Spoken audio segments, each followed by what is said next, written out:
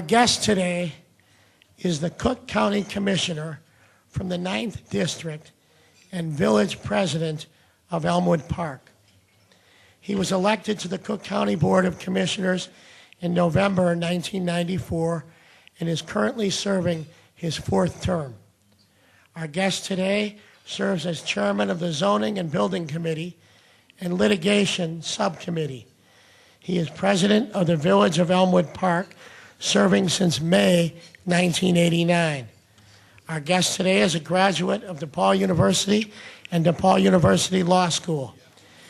Our guest today states unequivocally his most rewarding role in life is that of being the father of his 14-year-old son, Christian. Ladies and gentlemen, please welcome to the City Club of Chicago, Commissioner Peter Silvestri. Commissioner.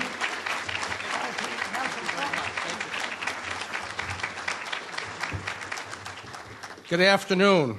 It's a pleasure to be with you all. I went to Catholic school, so when I say good afternoon, you have to say it back.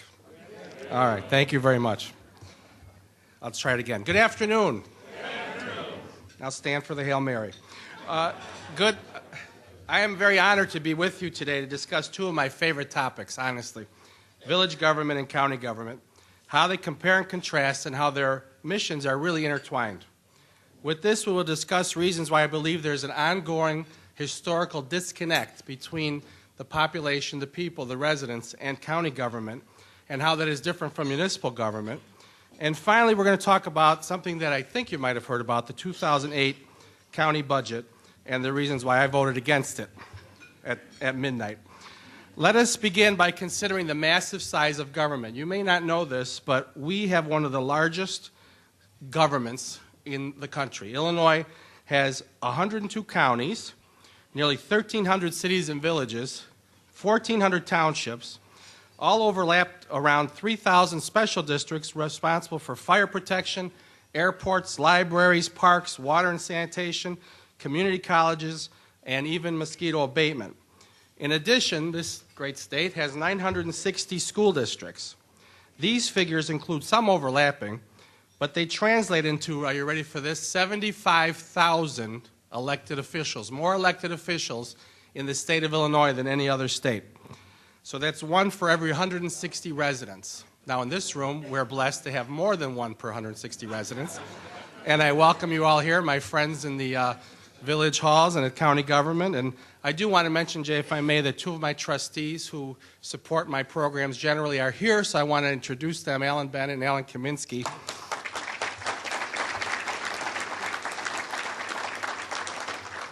And of course, we have several other, our village clerk, Elsie Sutter, and our village manager, police chief, and everyone else. So I'd like to welcome them. If that's okay, Jay. I don't want to steal your thunder. Okay.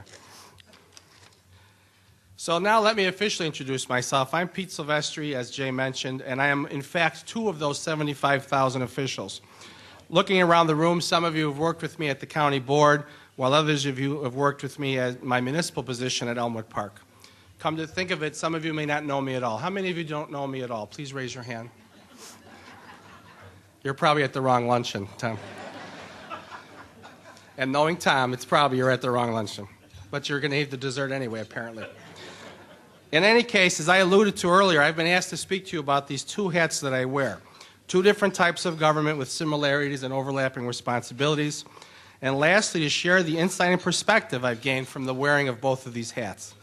I'd like to think that wearing the both hats has helped me to do a better job in both positions by better understanding people and how our actions as government officials affect them. Most importantly, I can tell you in both roles I have best learned the practical application of sound fiscal accountability and how that in turn affects everything we do. First of all, let's just compare the village and the county just as an example, and many of the mayors know some of this, but we're going to share it anyway.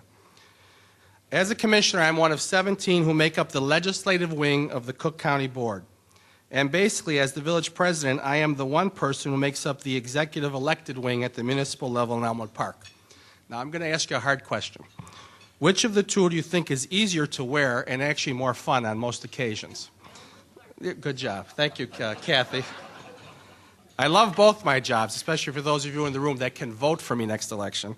But Obviously, the mayor's job is a lot easier to do because it's just an easier role. So let's compare the two governments. The Village of Elmwood Park has 25,405 residents. It has 130 employees, and it was incorporated on April 8th, 1914. You may send birthday gifts. The vote was close, and I want to mention this because it's important.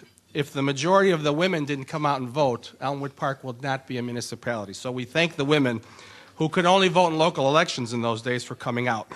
Coincidentally, Catherine Phelan, whose grandson was Richard Phelan, president of the county board, was one of the first incorporators of the Village of Elmwood Park. Now, in contrast, Cook County has about 5.3 million residents, is the second most populous county in the nation, and has almost as many employees as the Village of Elmwood Park has residents. I represent the 9th District, which is on the far northwest side of Chicago. You see the 9? No, that's not. What did you do? Oh, here it is. Okay. And it represents those wonderful communities that are up there, including, I'm not going to read them all, but basically it's Rosemont, Park Ridge to Oak Park River Forest, Jefferson Park, west to Rosemont and River Grove. Now let's look at a little bit of the differences on how they're governed.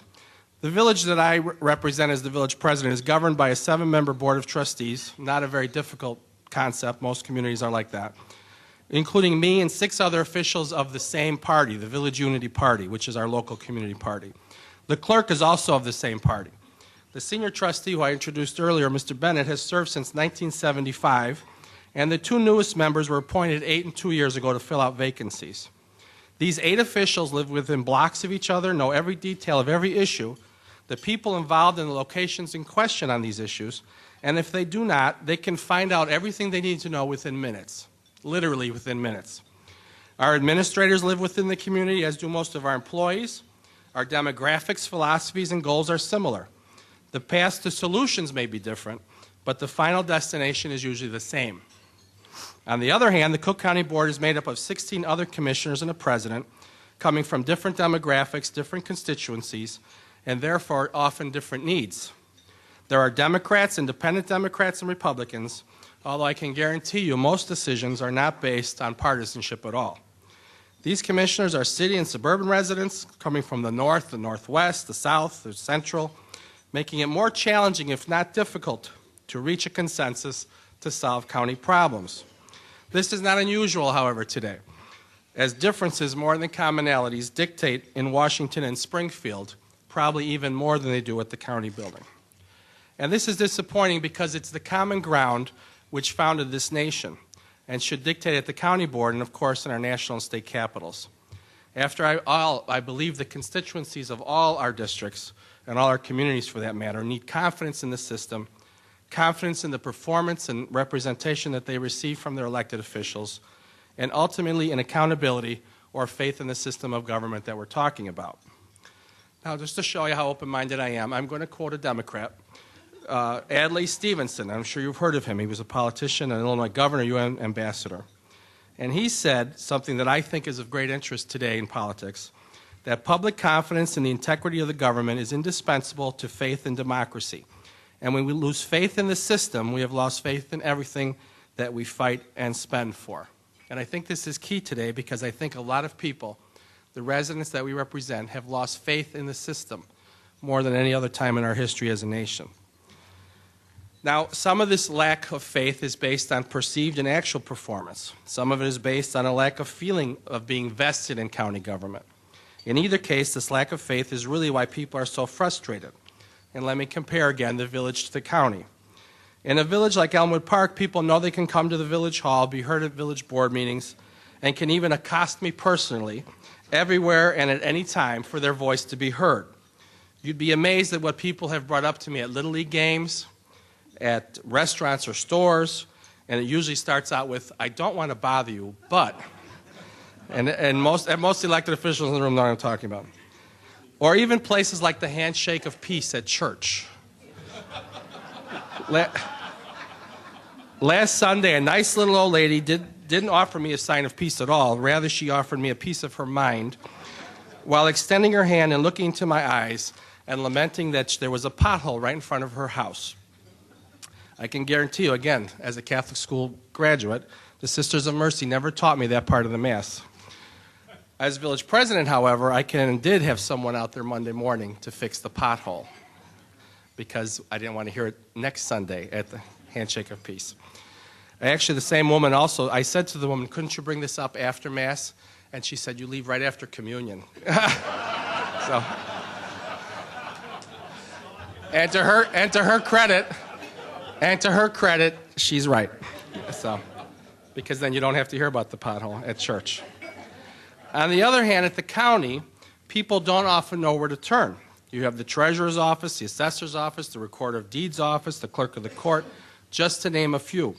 It's overwhelming trying to figure out who does what and which myriad of phone numbers will take you to an actual person. And these are not actual people. This is a cartoon. As commissioners, we are there to represent the interests of our particular constituency per district within the broader good of the county. As commissioners with our staff, we are also there to specifically help our citizens navigate through this bureaucracy. That's where accountability is most tangible, the senior citizens. They can get help with their tax appeal or their birth certificate or even their prescription drug card. They call us to report graffiti in the forest preserve and other things that we won't have to get into because they know that we are the people that know who to call to take care of it. The day-to-day things we do at the county level are just not as well known as the municipal level. What is well known, however, is the size of the county budget. And perhaps you've heard a little bit about the county budget in the last couple of weeks and the curious process which it follows in the last several years. This is known as a budget scoop tease. I'm not ready to talk about it yet, but we do want to just mention to you the difference between a government like the size of Elmwood Park and the size of county government. The operating budget at the Village of Elmwood Park is $22 million, and the operating budget at the county is $3.2 billion, a few bucks more. In 1831, when the Cook County Board was created, I might add, the 3 members of the Cook County Board primarily had 3 responsibilities. 1, to take care of the poor and the sick. 2, to prisoners. And 3, they had a responsibility for roads, courts, election, and of course, taxation. And if you think about it, if you know anything about county government, our mission has not changed that dramatically since 1831. We've created a bureaucracy to make sure it gets done, but it's pretty much the same. All I'm saying is that in this part of this presentation is that people just do not relate to county government as much as they do to their municipal governments. The municipal government is the one that is more service-oriented in this respect. If you need a policeman or a fireman, they're there. Villages take care of traffic control, which is a big issue in our communities, planning and zoning, construction of buildings, licensing of businesses and trades, public libraries, parks, playgrounds, recreational facilities, one of my favorites, garbage collection, and local beautification efforts. Local government serves those things that the local people want and need, as opposed to things that are statutorily required. And that's a big deal for people. You have Cook County, who runs public hospitals and clinics for those in need, jails and courts. These 2 missions, public hospitals and clinics, and jails and courts, represent 80% of the $3.2 billion budget. Those are important, attractive, and compelling services. They are important to all of us. But most of our residents just don't relate to those like they do to their municipal government. The county just doesn't have a chance when you try to debate with local residents what county does and what the cities do. So just think about it in this respect. As a resident of a community, are you more worried about police protection in your neighborhoods or the county jails that detain the people that your local police arrest? If you're sick or feeling pain, do you worry more about the city or the village ambulance that comes and picks you up, or about the public county hospital that may have to take you? So my point is that municipal government and county government are very different animals that people just don't understand the difference. And most of what the people read about the county is through the newspaper. And the newspaper is not going to tell you of the people who are saved at county hospital, or the people that enjoy the forest preserves, or the people that go through the courts and get relief. You're just going to read about the bad stuff. Whereas the local community, people live it. You see it. You hear about it at church and at the PTA meeting and everything else. It's just a different animal. I am concerned that we do little to educate people about the services that the county provides and the associated costs to provide these services. But I do think it's important for taxpayers to realize that if the county government didn't do it, municipal governments would be required to provide jails and courts and public health services for the poor. My first reaction to that is chaos. Chaos in terms of 128 municipalities trying to do what the county does, and of course at a much substantially higher cost.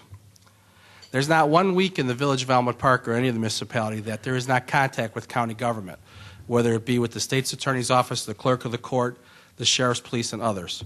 For every arrest local law enforcement makes, there's an array of county services that come into play. This is not to say, however, that there's not waste or inefficiency in county government. I think that we all agree that there are things that can be done to make the county more efficient. What I am saying, however, is that the residents of our county are not as vested in county services. They can tell you who your local mayor is. They can tell you who the mayor of Chicago is. They might not be able to tell you who their county commissioner or state rep is. It's a different disconnect. And yet there's a direct connection in what the municipalities and the county does, because we cannot have increased police protection without the continued role of the sheriff's police and the jails and so forth and the courts. They're not going to happen without the supportive and costly criminal justice services provided by the county. The perception is negative and is reality in many instances, but it is worse because the general public is not vested in county government. Unless they use the public hospital, the courts, or are placed in county jail. All these services are not regular occurrences. There is one regular occurrence that we all deal with the county. We get a tax bill twice a year, which doesn't make the county very popular either, though most of it doesn't go to the county. So let's talk about the 2008 budget, if we may. And I'm going to do this because you've heard me talk for some time now. I'm going to do it in terms of a fairy tale, because sometimes life at the county is like being in a fairy tale. Think of Cinderella at the stroke of midnight running out of the castle. That's when the Cook County Board finally passed the budget on February 29th, barely averting a March 1st shutdown. Because the law says, the state says, unlike the state law for the state budget, the county budget must be approved by March 1st or everything shuts down. The pumpkin, oh, thank you. It is water, right? It is. Too bad. The pumpkin was the vote to increase the county sales tax by 1%, which passed by an overwhelming vote of 9-8. I was one of the 8 voting no. To some of the 8, we're compared to storybook princes because we fought this huge tax increase. To others, we are the evil stepmother and stepsisters because we didn't vote for the tax. The truth is that it was a long and complicated process, and quite frankly, not always logical, especially on the last couple days. It was a process which pitted our interest in representing our local communities against doing what was perceived as right for the county as a whole. It was an argument or a disagreement between the process of change versus protecting the status quo in some ways, and most importantly, it really pitted the taxed versus the served. Because if you think about what county government does, we provide public health care for the indigent. We provide a jail for the criminals. Those are generally not the highest tax-paid people in the county. In fact, an analysis of the districts, the commissioners representing the districts, the 8 that voted no for the sales tax represent the 8 districts which are the highest in taxes, residential and commercial taxes coming from the residents. So there's a direct correlation. But enough of the fairy tale. We're going to hear from Plato, and I think Plato was a Republican. Adlai Stevenson was a Democrat, but Plato, I think, was a Republican. Weren't they Republicans in those days in Greece? I don't know. Pardon me? He wrote the Republic. Thank you, John. Another good Republican. So Plato said that a good decision is based on knowledge, not numbers. And I voted no because of my experience as an elected official and not the numbers alone. These are difficult economic times for our residents and our businesses. And rather than raise revenue, I propose with others that we analyze what the county does and look at them line by line and do what we're supposed to do and eliminate things that we don't have to do. For example, I don't think there's anyone in the room that's surprised to hear that this county government is legally obligated to operate courts and a jail. Anybody surprised? We must find ways to properly house these detainees, move the cases along faster in the courts, counselors, and keep the state's attorneys and public defenders in the public sector. We can't pay them such an amount where in a couple years they want to go do something else, work for Shevsky and Froelich or somebody. They need to, right? No, it's a great place to work. That's the point, Kathy. We are obligated to provide certain services to residents of unincorporated Cook County, like the sheriff, police, the building and zoning and roads, to name a few. We must work more closely with these local jurisdictions, either directly or indirectly through intergovernmental agreements, to provide these services more cheaply and more efficiently at the local level. We are not, however, statutorily obligated to run hospitals and clinics. And before you all panic, I do not advocate closing public health clinics and hospitals. I do advocate, however, making them more efficient and more financially stable and free from county political control. I support, for example, teaming up with other medical institutions, which many are also hurting, like Michael Reese, which has expressed interest in working in concert with us at Providence Hospital to consolidate services. I support better billing of and collection from those coming to the facilities with Medicare and Medicaid. And yes, we even get people with private insurance, albeit less than half the patients who utilize these facilities. I support greater involvement of the professional staff to better run the facilities, and I support an independent governance board to administer these facilities. And I also believe, and it might be as a surprise as a Republican, but I also believe that the state and federal government has a role in funding public health facilities like Cook County Hospital, because we get patients from all over the world that come to Stroger Hospital and pay nothing. We're paying for that. Those of you who live in Cook County are paying for that. Just last month, we had two medical malpractice cases at the litigation committee. Both of the mothers had problems delivering the baby at Stroger and sued the county. Both of these mothers had been in this country less than half of a month and had come to deliver their babies at county hospital. Unfortunately, it didn't go right. And if you run a hospital in a jail, you're going to get sued once in a while. But the point is, if this hospital is truly a regional public health center or a national or international health center, like so many other across the country, we need the involvement of the state and the federal government. They can't just say it's a county problem. In fact, I sponsored and had passed a resolution basically telling the county hospital to not accept patients from outside of Cook County unless we had an agreement with that county to help pay for those carers, for their care. If someone comes to Cook County Hospital or the clinics from Lake County or DuPage County, Lake County or DuPage County should help pay for that person's medical care. It's only the fair thing to do. Without a logical and systematic analysis and a plan to administer these facilities, necessary cuts to meet budgetary constraints would not be logical. I could not support placing a greater tax burden on consumers and businesses in the county without this logical approach to reducing the budget. At the Village, the board and I have imposed a self-imposed tax cap since 1990. We go line by line and make budget cuts when necessary. And my knowledge tells me that we could do the same at the county. Even to the point where once you gain the faith of the people, you can even raise taxes and gain the support of the people, as we have done since 1990, periodically, not always. There must be an acceptance of change, and I know that that's a popular theme today, but it's true. Rather than becoming more comfortable with the status quo at a greater cost, we must change because the status quo at a greater cost is not acceptable. People will not continue to accept the tax increases that they accepted this year from the city and the county and the state. At some point, it will fail. The people have lost interest, and they don't want to pay these kind of taxes every year. Plus, how far can we go? How far can we tax people? Now, getting back to the numbers, and I got to tell you, I was, and I know there's a few people at that table over there that'll be happy to hear this, I was tempted to vote for the sales tax for a very short time because of the fallout of the fiscal year 7 budget. In the fiscal year 7 budget, patient visits to the public health facilities were reduced by 100,000 because of cutbacks. 50 physicians resigned in protest of the others that were laid off or because of cutbacks at the health system. And in some cases, people waited up to 5 days to have their prescriptions filled.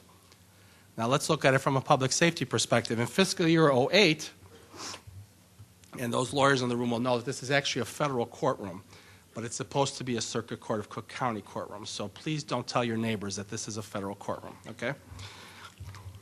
And I'm surprised that most of the lawyers are looking there like I'm telling them something they don't know. That's a federal court. See the federal seal? Okay.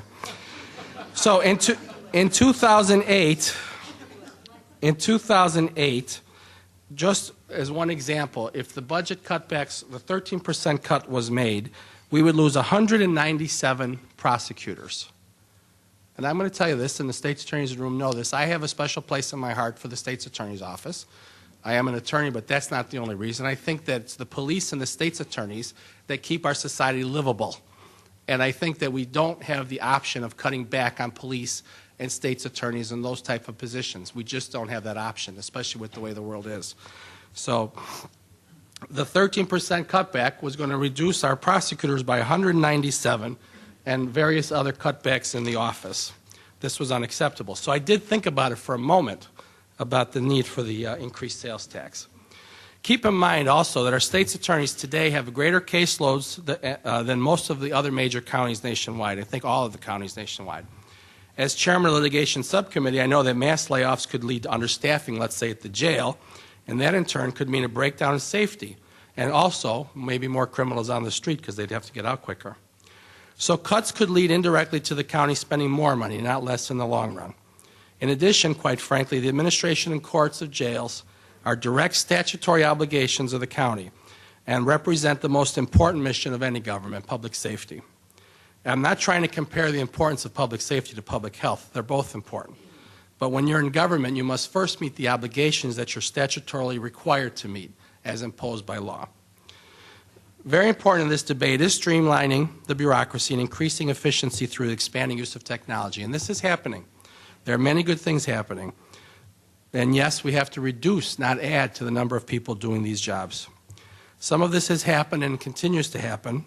Some offices have been more successful than others. I must admit, though, as I said, I was tempted for a short period after the review of the proposed budget to vote for the sales tax because I thought that these dollars were needed for public safety, for our criminal justice system. And I also knew that the less the county does, the more the municipalities would have to do. And I also felt that we do need to provide critical care to the poor. And then there's the key number that I kept hearing. It's only 1 cent per dollar. Let's all say it together. It's only 1 cent per dollar. And I say that because I must have heard it at least 5 times the amount of times that we just said it together.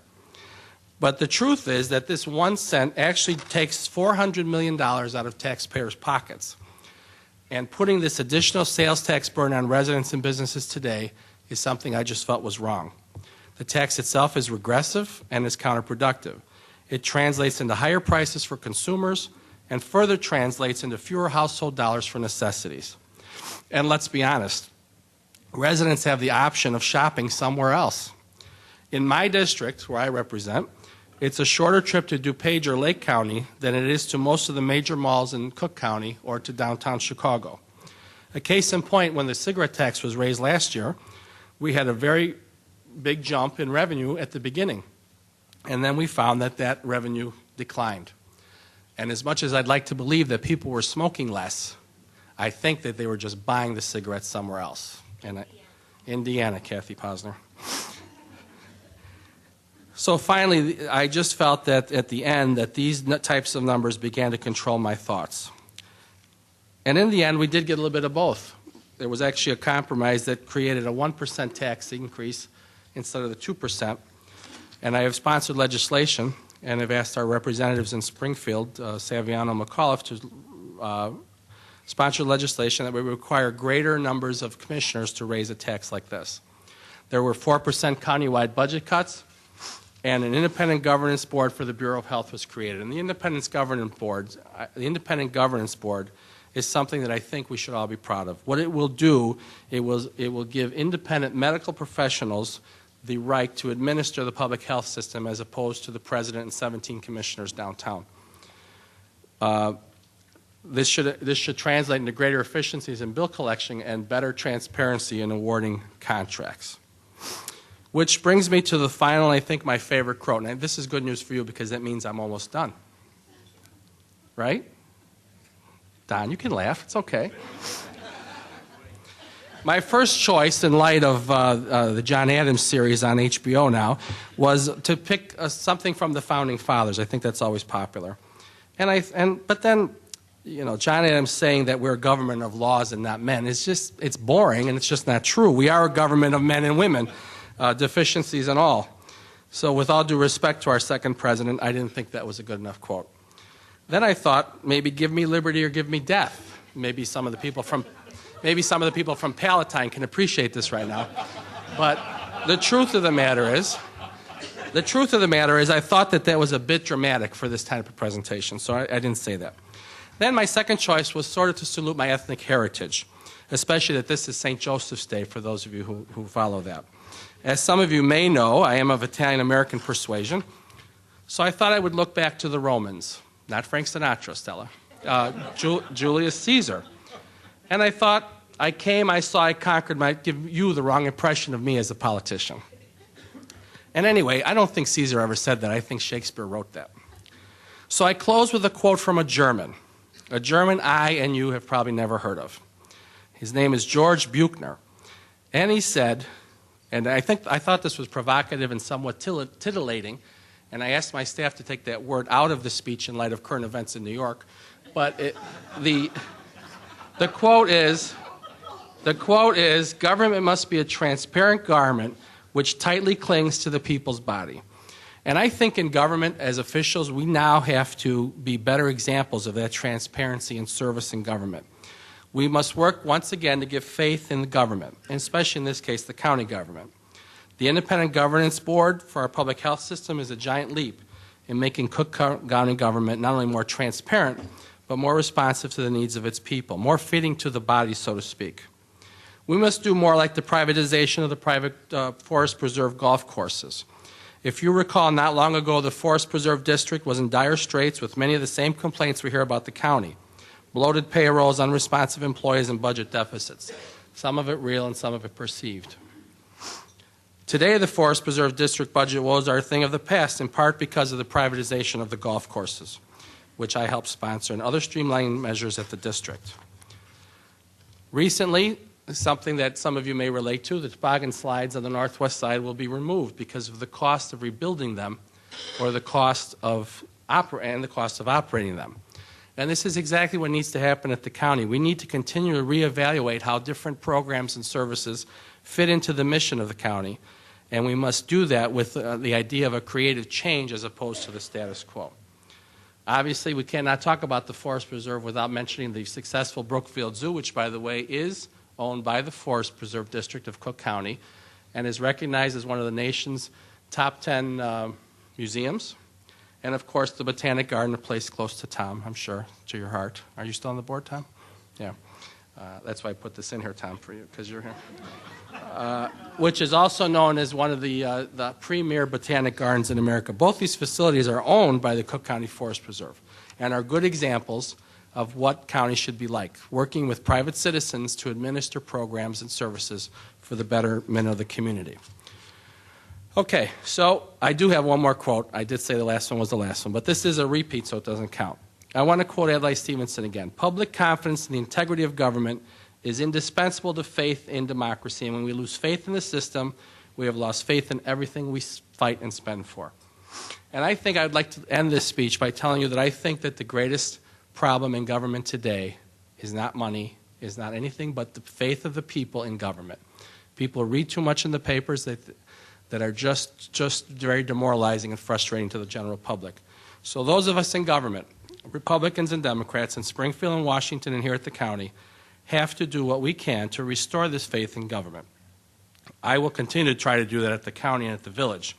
As two of those 75,000 elected officials we talked about, I will try to continue to bring attention to the importance of the services that local governments and counties provide. And I will work to ensure that these services not only remain, but respond better in these changing times. And that's it. Thank you very much. too long?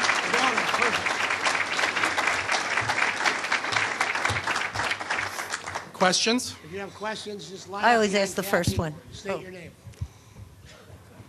And I will not accept a vice presidential slot if it's Well- selected. Tom. I can't. Oh, is it working? Okay. First of all, one of the most entertaining speeches we've had at City Club, so I just want Thank to applaud you again. Once someone is speaking and they do numbers, I just have to start playing with the numbers for fun on that. And you were comparing. And that's what you do for fun, Kathy? For fun, yeah, I do. Okay. I do. I love mathematics. And you were comparing, of course, Elmwood Park to the county, alluding to or seeming to allude that Elmwood Park was more efficient than the county. But if you've ever extrapolated the numbers, you actually spend a lot more per person than the county, and the county budget would have to be $4.4 billion to be the equivalent of Elmwood Park. So don't you think that, I wondered why, so my question is, why wouldn't any of the other commissioners use that against you when you're saying you wouldn't vote for the budget, when actually a budget of $3.2 billion is less per person than you're spending in Elmwood Park? First of all, most of the other commissioners are afraid of me, so they wouldn't use Okay, it that's against me. Yeah. Second of all, most of the commissioners don't have the passion for math that you did, and they haven't Right. figured that out yet. But seriously, and please don't tell him I said that. Okay. The truth of the matter is that there's not a direct apple-to-apples comparison, and I wasn't trying to do that, because local governments, obviously, whether you have 25,000 people or 100,000 people, you still need a fire truck. Right. So that expense is pretty fixed. I was just trying to show off that I was playing with No, all I these think you numbers. did a great job. Okay. Thank you. And you actually have one elected official per 190 people, and Cook County only has one per 220. So Where's that? Cook County actually has less elected official per person. Oh, right, and that's true. And in fact, the Cook County Board is smaller than most county boards. The DuPage County Board, with almost 1 million people, has a greater number of commissioners than the Cook County Board. Okay, thank you. Yeah. You did a lot of work. I want to see that math after this, Kathy. Yes, sir. Peter, Kent Griffiths, Wolf Point Strategies. My question is on the Forest Preserve. I read something recently about turning that over to an independent board, probably electing more commissioners. What are the pluses and minuses and the issues surrounding the turnover of the Forest Preserve District? The plus for having an independent Forest Preserve District is that the commissioners that are elected to represent the Forest Preserve districts, the districts within the district, would then have nothing to concentrate on except the Forest Preserve.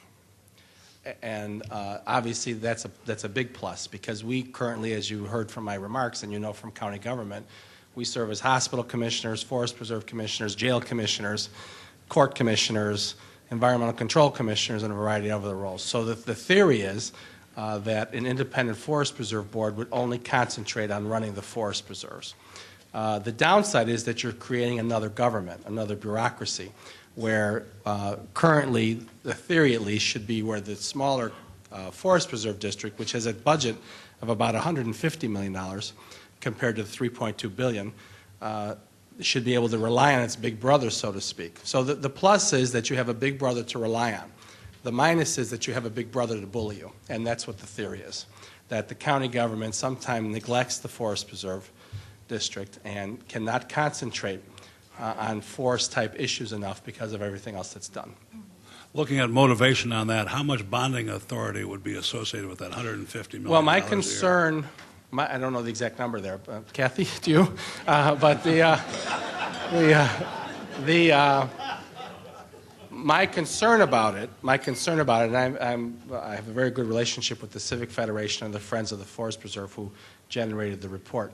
But my concern is that sometimes I don't think the answer is to create more government, it's to try to make the government that you have better. You know, the Independent Governance Board, for example, is not a separate government. It's simply a creation to run the hospitals within the Cook County government. To create another Forest Preserve government, basically, separate from the Cook County Board, the downside is that you, again, are creating more government. And how much government do we need? Thank you. Does that answer your question? Pretty much? Okay.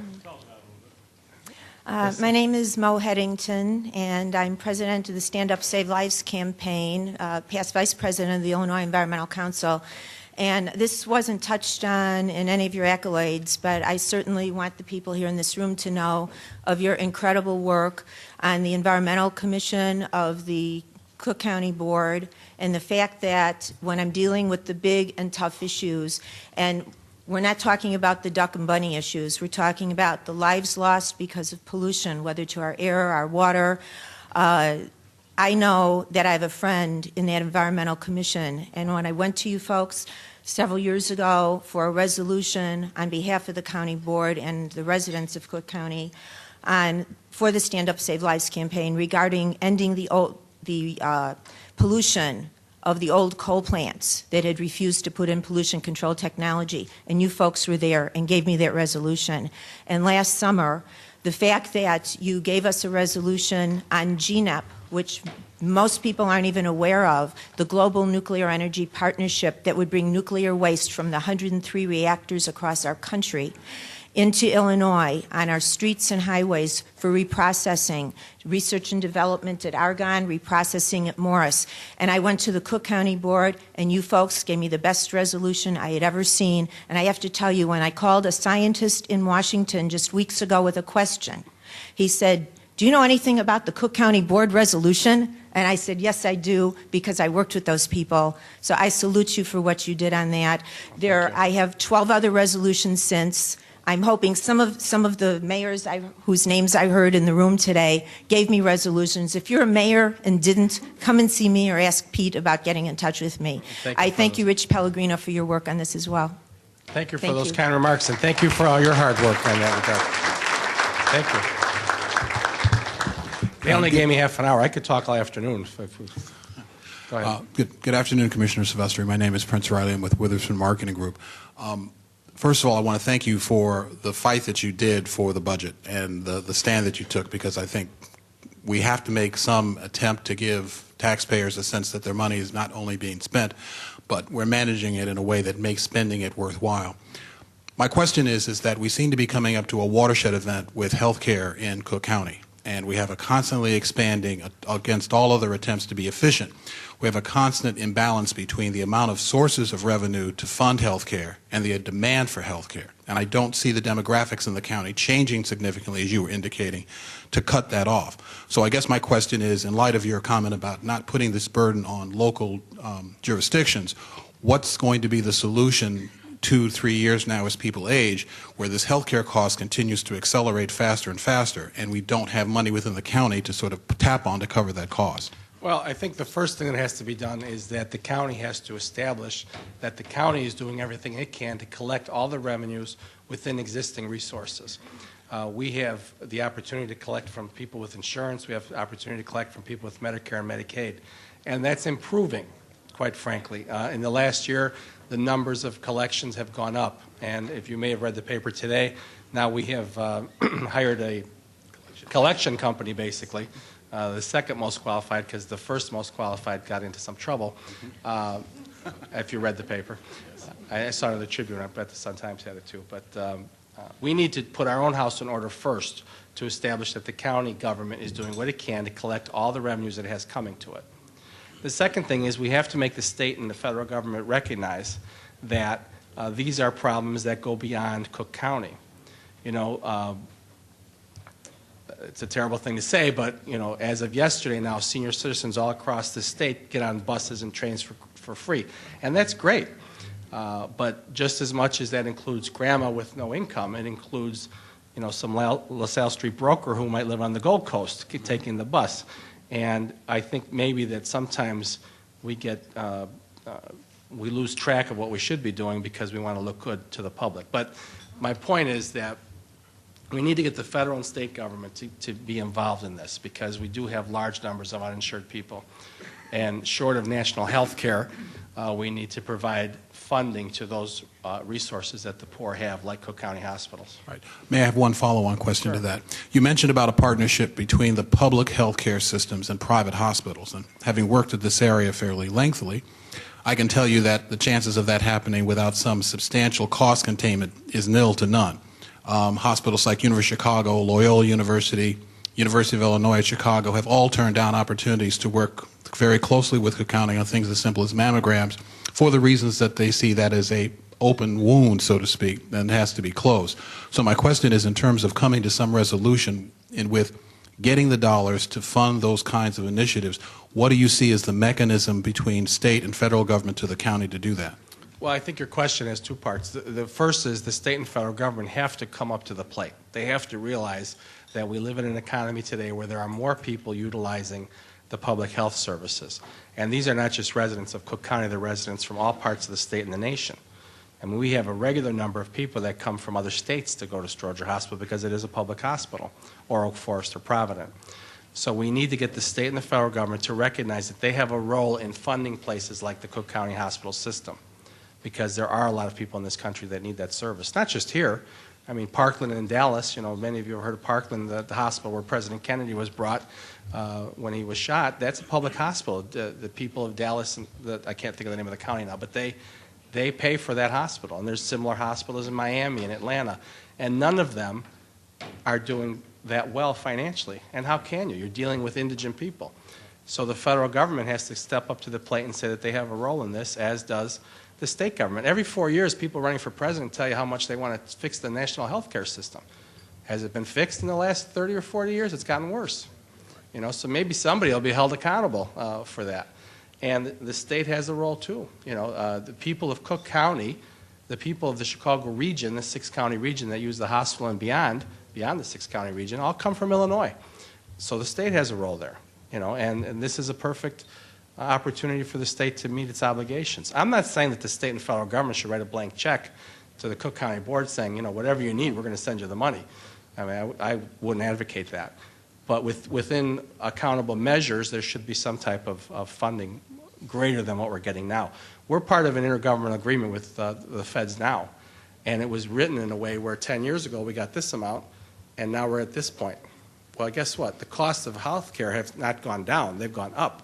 So that's made the deficit worse. So between the county doing what it needs to do to collect all the money it has coming to it, between the state and federal government sending the resources that it should, I think we'd have a much better situation. And we wouldn't be threatened with 197 prosecutors being eliminated every year because we don't have enough money to fund the hospital.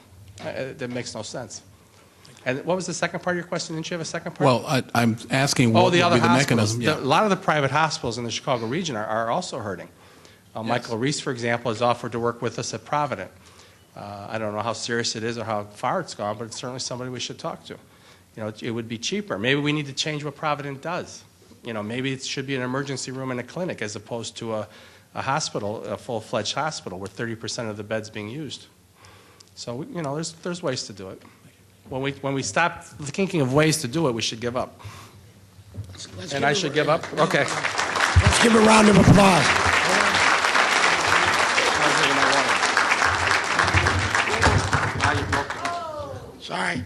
Sorry. On behalf of the City Club of Chicago, you have a City Club mug. Thank you. And one-year membership. Thank you, sir. Oh, thank you. And history. Give him a round of applause. Meeting adjourned.